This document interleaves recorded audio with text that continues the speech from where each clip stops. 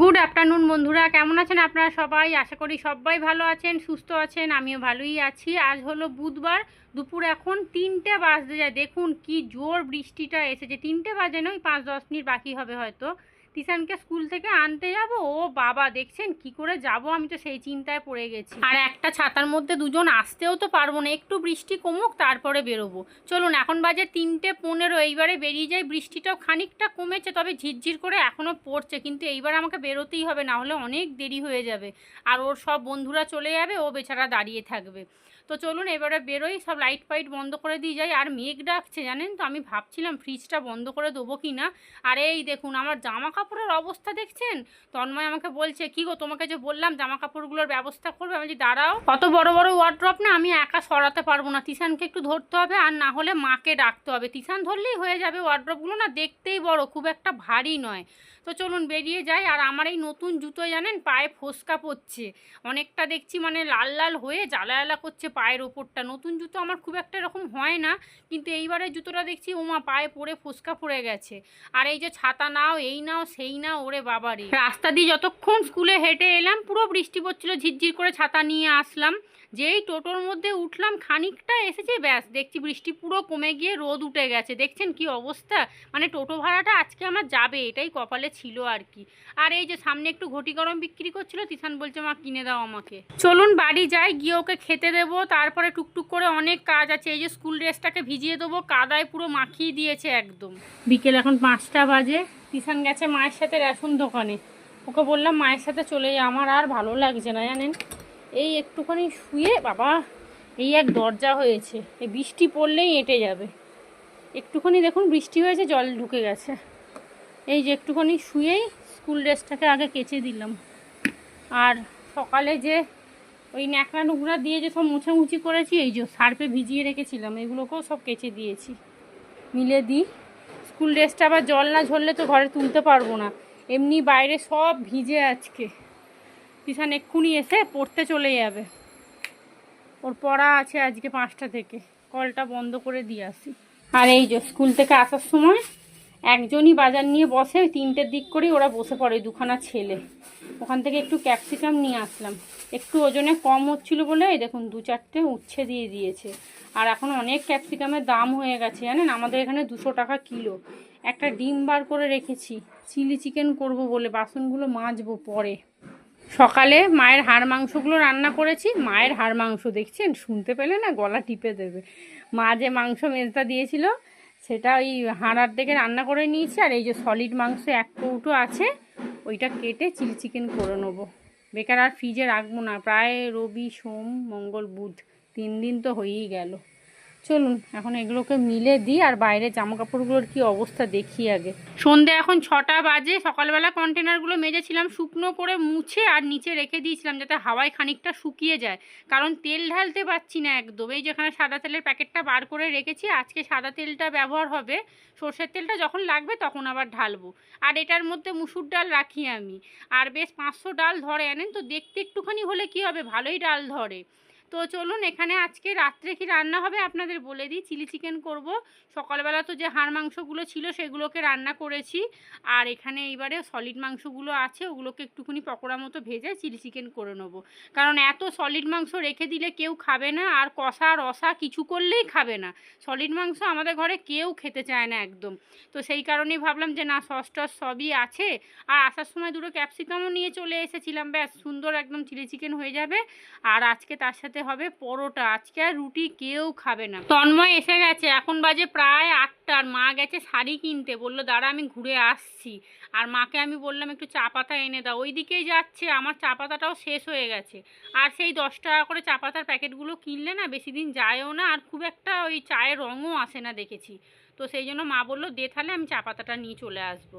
আর এখানে পকোড়াগুলোকে অর্ধেক অর্ধেক করে ভেজে নিচ্ছি। আজকে আর চিলি চিকেনটা পুরো দেখাচ্ছি না রেসিপিটা। আর এই দেখুন মা যে শাড়ি কিনতে গেছিলো, এরকম 2খানা ছাপা শাড়ি কিনে নিয়ে এসছে। এখন বাজে প্রায় 8টা 15-20 হয়ে গেছে জানেন তো, অনেকক্ষণ গেছে, 7টা 10 করে বেরিয়ে গেছে। শাড়িগুলো দেখছি ভালোই কিনেছে, 2 রকমের কিনেছে। আর মায়ের এরকম শাড়ি নেইও। তো মাকে বলছিলাম এখন কিন্তু ভাঙবে না, বলছে না না আমি পুজোর সময় ভাঙবো। 2খানা ব্লাউজ কিনবে বলেছে, ঘরে পরবে আর কি স্নান টান করে। তো বলছে তুলে রেখে দেবো। মার দেখছে নাই নাই করে 3খানা শাড়ি হয়ে গেল।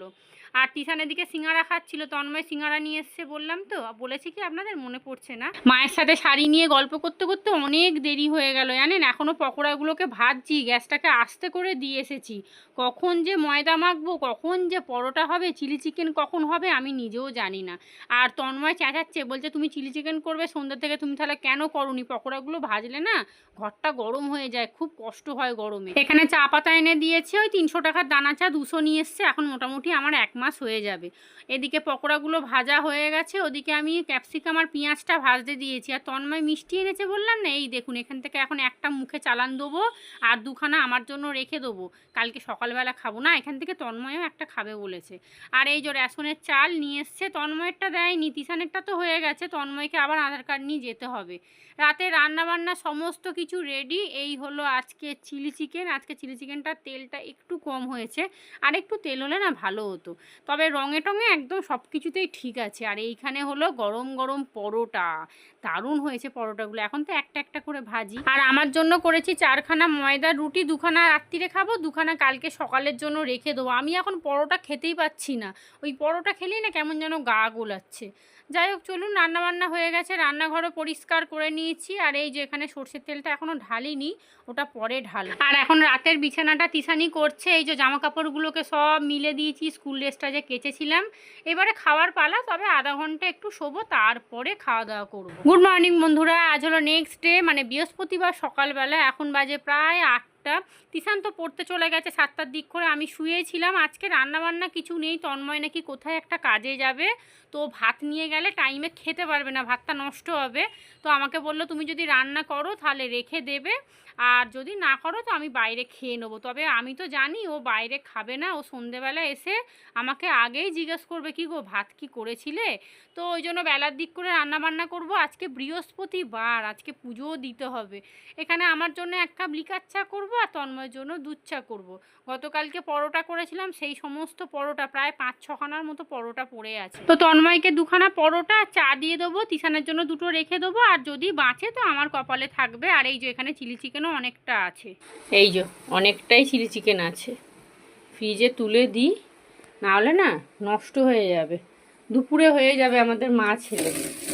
তবে ভাবছি একটু পোলাও করে নেবো, চিলি চিকেন তো আছে, একটুখানি পোলাও করে নিলেই হয়ে যায়, ঘিও আছে বাড়িতে।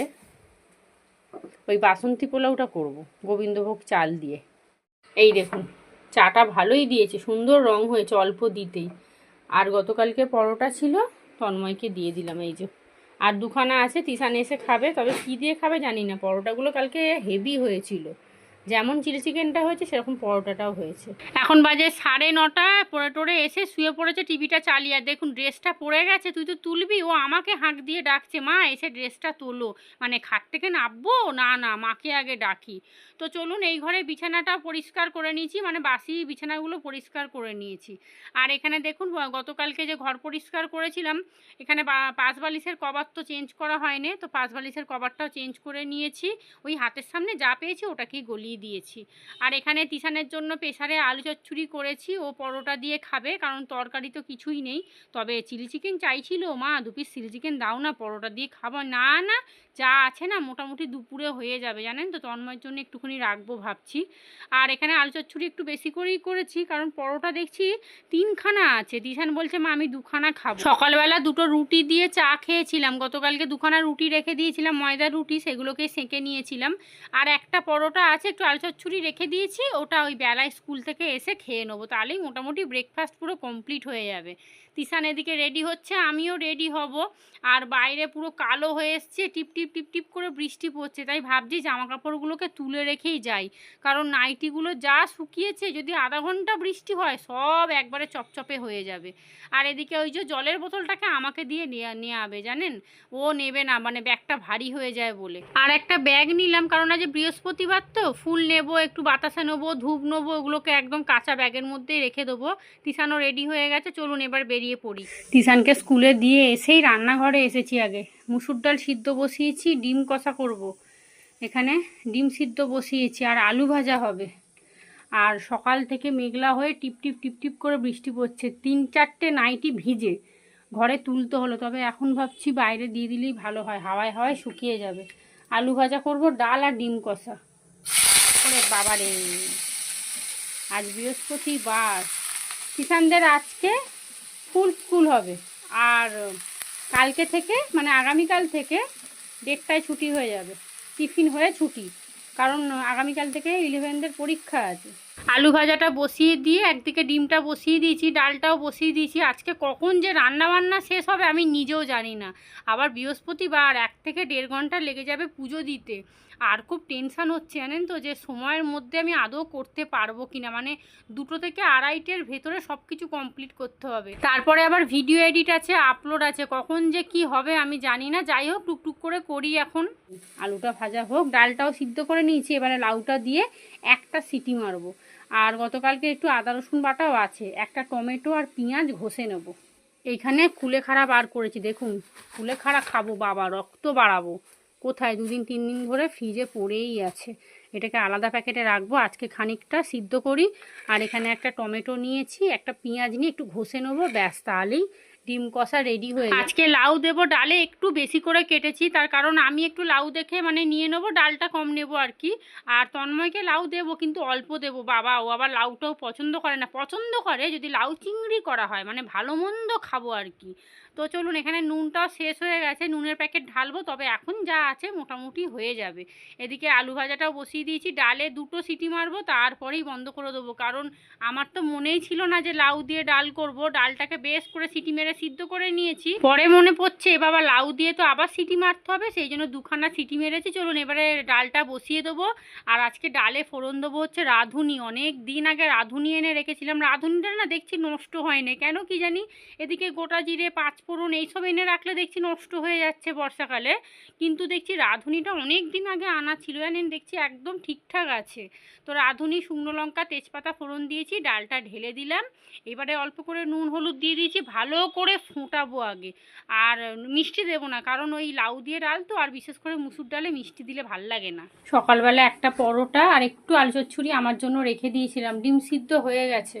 কুলেখাড়াটা ঠান্ডা হলে তারপর খাবো। দেখুন কেমন সবুজ জল বেরোচ্ছে না যত ফুটছে। আর ডালটা একটু ফুটুক, তারপরে নাবিয়ে দেবো। আর মুসুর ডাল তো মিষ্টি দেবো না, একটু ঘন ঘন করেই নামাবো, যেহেতু লাউ দিয়েছি আর আজকে রাঁধুনি ফোড়ন দিলাম। ব্যাস, একটু ফুটুক ভালো করে, তারপরে নামিয়ে দেবো।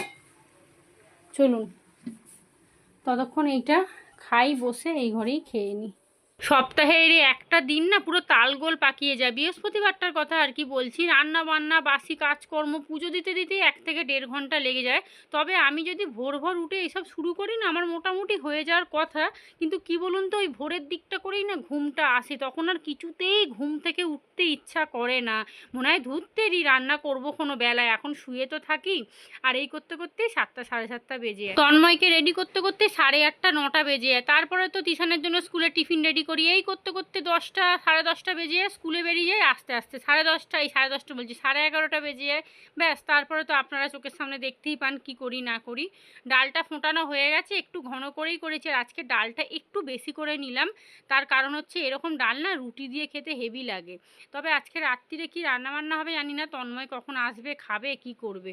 এদিকে ভাতটাও বসিয়ে দিয়েছি, আর আমার কুলেখাড়ার জলটাও হয়ে গেছে, কিন্তু বেশ গরম আছে, সেই জন্য পরে খাবো। 2-1টার মতো কাচাকুচি ছিল, সেগুলোকে সব ভিজিয়ে দিয়েছিলাম, এখন কেচে নিয়েছি। ভাতটাকে উবুর করে দিয়ে রান্নাঘরটা পরিষ্কার করেই চলে যাব হচ্ছে বাথরুমে। আর এখানে এই যে কাচাকুচি হয়ে গেছে, এখানে ভিতরে আছে তন্ময়ের গেঞ্জির প্যান্টটা, ওইটাকে মূলত কাচতে হতো আজকে। আজকে বৃহস্পতিবার, একে আমি তাড়াহুড়ো করছি, তার উপরে ও মানে শুরু করে দেয়। প্রত্যেক দিন বলবে জামা কাপড় কেচে দাও, ভালো লাগে বলুন তো? তবে নোংরাও হয় জানেন তো, আসলে গাড়ির ভেতর থাকে তো, ঘাম গন্ধ ছেড়ে যায়। ঘরদোর সব মুছে নিয়েছি, পরিষ্কার হয়ে গেছে। ঠাকুরের ফুল এখানে নিয়ে এসে রেডি করে রেখেছি। এইবারে চলুন স্নান করে তারপরে বসবো হচ্ছে পুজো। তবে রান্নাঘরটা পরিষ্কার করতে সময় লাগবে, দেখতে এইটুকু হলে কি হবে জানেন তো, টুকটুক করে কাজ করতে করতে কোথায় দেখি 1টা 1:30টা বেজে যায়। আর আপনাদেরকে ডিমের কষার কালারটা একবার দেখাই, দারুণ হয়েছে। একটু ধনেপাতা হলে ভালো হতো, কিন্তু নেই। আর একটু মিষ্টি দিয়েছি, ডিম কষায় একটু মিষ্টি দেবেন, দেখবেন খেতে খুব ভালো লাগে। আর এখানে গতকাল সন্ধ্যেবেলা তন্ময় মিষ্টি এনেছিল, একটা খাবো বলে বের করে রেখেছি, এটার মধ্যে একটুখানি আদা রসুন বাটা আছে। এই যে রান্নাঘর পুরো পরিষ্কার করে নিয়েছি, আর এখানে ভাতটা উবুর করে নিলাম, রান্নাবান্না রেডি। পেটের জ্বালা হচ্ছে মহা জ্বালা, জানেন তো, যতই মানে সংসারে যাই কাজ করেন না কেন, সময় মতো খাবার না পেলে কিন্তু নিজেরও মাথা ঠিক থাকে না। স্নান করে এসে ঠাকুরের বাসন কোসন সব মাজলাম, ঠাকুরের সিংহাসন পরিষ্কার করলাম। অনেক জামা জমে গেছে জানেন, ওগুলোকে আগে কাচতে হবে, কালকেই কেচে দেবো, কালকে কি সন্ধেবেলা দেখি কেচে দেবো। আর এই যে সব পরিষ্কার করলাম। আর আমার না এই গামলাটা ফুটো হয়ে গেছে জানেন, টপ টপ করে জল পড়ছে দেখছি। চলুন এখানে পুজো দিতে বসে গেছি। এখানে লোকনাথ বাবাকে সমস্ত ঠাকুরকে মুছে তারপরে জামা পরালাম। আর লোকনাথ বাবাকে একটা সুন্দর দেখে একটা ধুতি পরিয়ে দিয়েছি। আর সিংহাসনটা ভালো করে মুছে তারপরে আসনটা পেতেছি। আমি এই বৃহস্পতিবারে একদম ডিপ ক্লিন করি ঠাকুরের জায়গাটা। সমস্ত মালাগুলো এবার পরিয়ে দিচ্ছি। আর জানেন মালা বার করতে গিয়ে দেখলাম আকন্দ মালাই দেয়নি, অথচ টাকা নিয়েছে কিন্তু আকন্দ মালাটাই দেয়নি। আজকে ফুল না একদম ভালো দেয়নি জানেন, এই একটাই মাত্র বেলপাতা ছিল, এই শিব ঠাকুরকে দিয়েছি। আর ওই আম পাতাও সব ছেঁড়া ছেঁড়া একবারে, মানে কি বলবো, মানে 5খানা পাতার মধ্যে 2খানা ছিঁড়ে পড়ে গেছিলো, কোনো রকমভাবে জুড়ে টুড়ে দিয়েছি। আর মানে গাঁদা গুচ্ছে গিয়ে দিয়েছে, তুলসী পাতা ভর্তি করে দিয়েছে। একটা বেলপাতায় পুজো হয় বলুন তো, তবুও শিব ঠাকুরের কপালে যে জুটেছে এটাই অনেক, মানে ভাগ্যিস ওই পাতাটাও ছিঁড়ে পড়ে যায়নি। তো দেখি কালকে ছেলেটাকে বলবো যে তুমি টাকা নিলে অথচ এরকমভাবে ফুল দিয়েছে। এই জন্যই না মানুষকে বিশ্বাস করতে নেই জানেন তো। অথচ এখানে 50 টাকা না 55 টাকার ফুল নিলাম জানেন। বারবার আমি বলছি যে সব কিছু দিয়েছ তো, সব কিছু দিয়েছ তো, বলছে হ্যাঁ হ্যাঁ সব দিয়েছি। এতবার বলার সত্ত্বেও যদি না দেয় সেখানে কি করি বলুন তো। আর পুজো দিতে বসে যদি দেখি এটা নেই ওটা নেই না, প্রচণ্ড মাথা গরম হয়ে যায়। যাই হোক চলুন, এখানে বৃহস্পতিবারে পুজো দেওয়া কমপ্লিট। এখন বাজে 2:30, পুজো দেওয়া কমপ্লিট হয়েছে 2টো, ভিডিও এডিট করছিলাম। আজকে দুপুরে লাঞ্চ মেনু, এখানে হাঁড়িতে ভাত, এই হলো আলু ভাজা, এখানে ডিম কষা, দারুণ হয়েছে। ডিম কষাটার মধ্যে একটু মিষ্টি দিলে না খেতে বেশ ভালো লাগে, ওই হোটেলের মতো লাগে খেতে। তবে হোটেলে এত তেল মশলা দেয় না, খেতে খুব ভালো লাগে। একটু ধনেপাতা হলে ভালো হতো, কিন্তু নেই, আর কি করা যাবে। আর এখানে মুসুর ডাল লাউ দিয়ে, ছোট হাতাটা যে কোথায় গেল কি জানি। এই যে চলুন, আমার জানেন মাথাটা ব্যথা করছে, টিপ টিপ টিপ টিপ করে, চশমা পড়লেও দেখছি কমছে না। তো এই যে লাউ দিয়ে ডাল একটু ঘন করলাম, মুসুর ডাল একটু পাতলা করলে ভালো লাগে, কিন্তু যেহেতু লাউ দিয়েছি তো একটু ঘন করলাম। চলুন খেয়ে দেন, একটা ওষুধ খাবো, নাহলে আমি রাত পর্যন্ত কিচ্ছু করতে পারবো না, এসে শুয়ে পড়তে হবে। সন্ধে এখন 6:30 বাজে, তিশান ঘুমোচ্ছে জানেন, এত করে ডাকছি তারপরেও উঠছে না।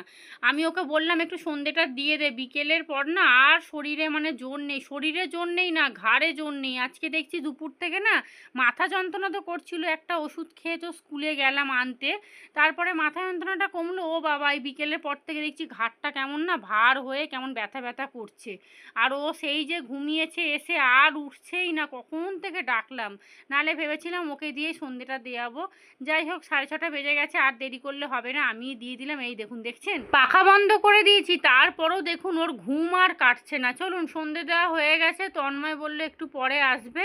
আর এখানে 4খানা নাইটি পড়ে আছে, সব ভালো করে ভাঁজ করতে হবে। আর বাইরে জামা কাপড় এখনও মেলা, মানে ওই যেগুলো ভেজা ছিল সেগুলোকে সব বাইরে মিলে দিয়েছি। আর এসে স্কুল ড্রেসটা কাচলাম, স্কুল ড্রেস কাচলাম বলতে আজকে না শুধু সাদা শার্টটা কেচেছি, কারণ এই প্যান্টটা দেখলাম মোটামুটি পরিষ্কারই, আর কালকে হাফ স্কুল হবে তো সেই জন্য আর অত কিছু করলাম না। আর এমনিও বলছি না ঘাড় মাথায় খুব যন্ত্রণা হচ্ছে।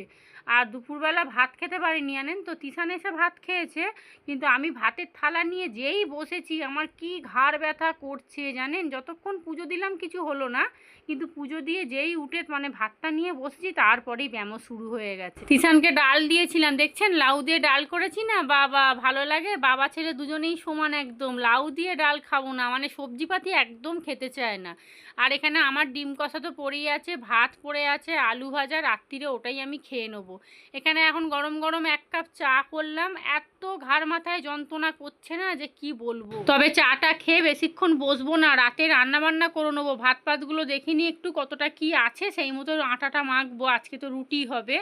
আর তাড়াতাড়ি রান্না করে না, কারণ হচ্ছে রাত হলে না ব্যামো বিগার বেশি বাড়ে জানেন তো। হ্যাঁ, ওই শরীর খারাপ দেখবেন 9টা-10টার পর থেকে না যতটা হবে তার 3 গুণ বেড়ে যায়।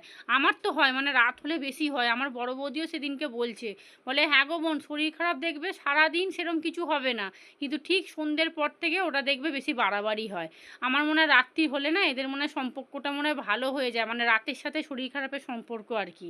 না হলে ওই 9টা-10টা বাজলে জিনিসটা আরও বেড়ে যায়।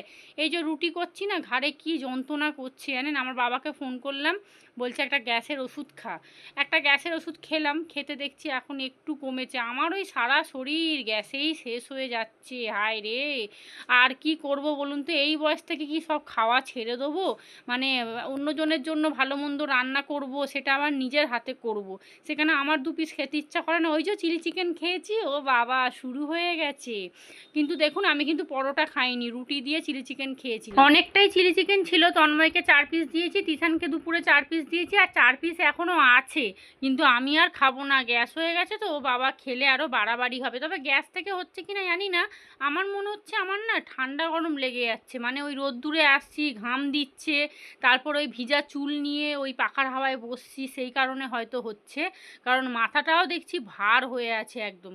আর যাই হোক চলুন, গ্যাসের ওষুধটা খেয়েছি, সামান্য কমেছে, মানে খুব যে কমেছে তা নয়।